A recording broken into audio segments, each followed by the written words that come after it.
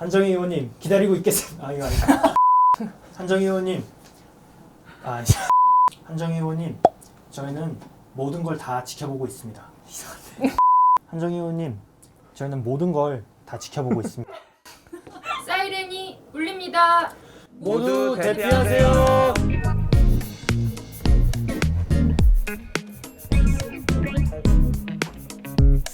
멸종위기 상황에 놓인 지구인들을 대신해 기후변화 뉴스를 쉽고 재밌게 읽어드리는 저희는 기후변화 뉴스 기뉴의 사이렌입니다.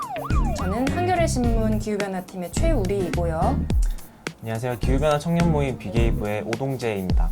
반갑습니다. 저는 청년기후 긴급행동에서 활동하는 오지혁입니다. 지난번 파일럿 1화가 나가고 주변의 반응이 꽤 있었어요. 네, 좋았던 것 같습니다. 늘 어르신들이 나오시던 이런 기후변화 뉴스에 청년들이 나와서 신선하고 미래 세대 목소리를 들을 수 있어서 좋았다. 이런 반응이 많았는데요. 너무 형식적인 반응 아닌가요? 진짜 좋았어요. 아니, 좋은 거 좋다고 얘기해야죠. 그쵸. 네. 저희 동료들은 되게 정확한 사실들을 알려주는 걸 보니까 정보도 알게 되고 속이 시원하다는 좀 평가도 좀 있었던 것 같습니다. 오늘 저희 기뉴님들이 첫 번째 가져오신 소식은 바로 가덕도 신공항 관련된 뉴스죠. 여당인 더불어민주당도 그렇고 부산 지역의 국민의힘 의원들도 그렇고 특별법을 발의했어요. 그만큼 이 가덕도 신공항을 꼭 짓겠다는 의지가 강한 건데요. 사실 이 영남권의 신공항은 그 논란의 역사가 길지 않아요? 그렇죠. 네, 작은 나라에 16번째 공항이 필요하냐 이런 근본적인 회의론부터 짓는다면 어느 지역에 짓는 것이 합리적인가. 2006년부터 논란이 되게 많이 됐었는데 2016년에 결국 김해공항을 확장하겠다는 결론을 내고 일단락이 된 줄 알았는데 내년 부산시장 보궐선거를 앞두고 여당도 그렇고 야당에서도 특별법을 발의를 하면서 부산시 가덕도에 신공항을 유치하겠다고 나선 건데요. 우리가 사실 코로나19를 겪으면서 항공산업이 이렇게 위기를 겪을까 좀 놀라움을 겪고 있잖아요. 그래서 기후위기 문제도 이제 항공산업과 뗄래야 뗄 수 없는데 항공산업의 미래와 관련해서도 이제 공항을 짓는 것이 맞는지 네, 뭐 사실 이번 감염병으로 인한 운항 중단 문제는 뭐 일시적일 수도 있고 그리고 경제적인 뭐 이슈는 그런 거 다 차치하고서라도 지금 논쟁에서는 기후위기 자체에 대한 문제의식이 좀 없는 상태가 아닐까라는 생각을 좀 하고 있습니다.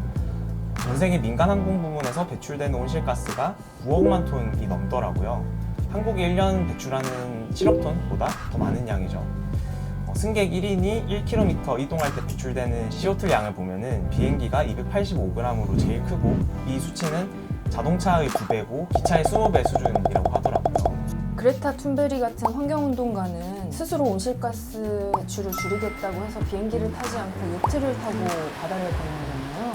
그리고 사실 가덕도 신공항이 만들어져도 불안한 지점이 좀 많잖아요. 네, 공항 지으려면 가덕도 섬 주변에 대규모로 좀 매립을 해야 돼요. 이 규모가 24톤 덤프트럭으로 870만 대 분량의 모래를 채워 넣어야 하는 양인 건데 더 큰 문제는 사후 관리인데요. 2016년에 예전에 타당성 검토를 수행을 했을 때 해안 매립이다 보니까 그 특성상 태풍이나 해일이나 자연재해 같은 피해의 우려 때문에 굉장히 안정성에 우려가 되기도 하고 그로 인해서 추가적인 비용이 많이 발생할 수도 있을 거라고 분석이 되기도 했습니다. 2018년에 태풍 제비가 일본 그 간사이 지방을 덮쳤는데 그때 간사이 공항이 침수가 됐어요. 매립지다 보니까 더 취약했던 거 아닐까. 이 공항이라는 게 사실 기후위기를 심화시킬 수도 있고 피해를 직격탄을 받을 수도 있는 문재인 대통령도 2050년에 한국 사회가 탄소 순 배출량을 제로로 만들겠다고 하고 여러 정책들을 만들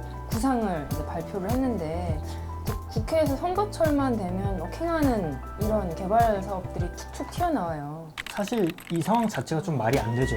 국회는 불과 3달 전에 기후위기 비상사태를 선언하는 결의안을 여야의 합의로 지금 통과를 시켰고 지금 이 상황에 와서 여야가 서로 앞다퉈서 신공항 특별법을 발의를 하면서 여러 가지 특혜를 부여하고 심지어 예타까지 면제를 해주겠다 그런 얘기를 한다는 게 정말 앞뒤가 맞지 않죠.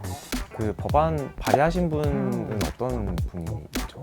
이게 민주당에서 대표 발의하신 분이 바로 한정혜 의원이신데요. 현재 국회 기후변화 포럼 대표 의원이시기도 하거든요. 그럼 대표 의원에서는 물러나도 되지 않을까요? 이 정도를 하셨으면 좀 물러나실 때가 된 게 아닌가. 한번 레이저를 한번 쏴주시죠. 한정희 의원님, 저희가 지켜보고 있겠습니다. 지난 11월 27일 한겨레 신문이 보도한 기사인데요. 민주노총 새로운 위원장 후보들이 기후변화, 녹색 머리띠를 매다. 이런 제목의 기사를 제가 썼습니다. 청년 기후 긴급 행동과 함께 준비한 기사였는데요. 그 4명의 위원장 후보들에게 노조가 이 기후위기 시대에 어떤 역할을 다할 수 있을까? 이런 질문을 담아서 보냈던 것 같아요. 온실가스를 이제 급격히 줄이기 위해서는 현장에서 근무하는 노동자들의 역할이 무엇보다 중요하다고 생각을 하기 때문이었습니다. 이제 그것이 뭐 석탄과 LNG 발전소를 뭐 재생에너지로 바꾼 일이 되었든 아니면 내연기관차를 생산하는 사람들이 전기차 혹은 수소차로 이제 전환을 하는 일이 되었든 말이죠. 그래서 기후위기와 노동의 이제 정의로운 전환에 대한 차기 지도부의 입장이 반드시 이 시점에서 알려지는 것이 중요하다고 생각을 했습니다. 쉽게 말해서 나중에 그 위원장 되신 분께 당신 답변이 이랬으니 이건 꼭 지켜주십시오. 그렇죠. 이런 협박용 아니었을까? 협박명보다는 이제 증거를 남겨놓는 네네. 기후위기가 앞으로 핵심 사업이 돼야 된다 아니면 빠른 전환이 필요하다. 이제 기본적으로 탈석탄과 탈원전에 동의한다는 입장을 모두 다 밝혀주셨어요. 2030년까지 탈석탄을 해야 된다는 점에 이제 동의하는 2번, 3번 후보들이 있었습니다. 이제 고용 대책이 필요하다.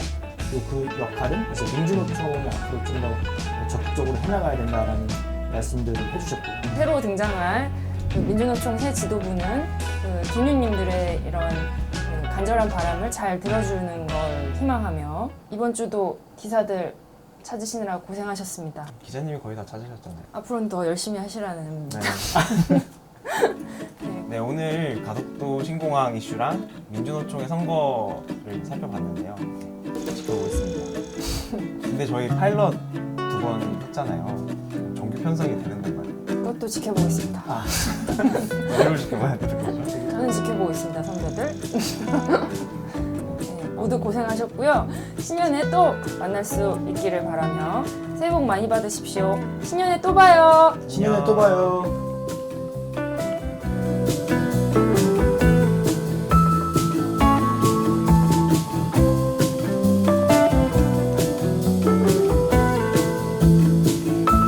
한겨레 영상뉴스 구독, 좋아요, 그리고 댓글 많이 남겨주십시오.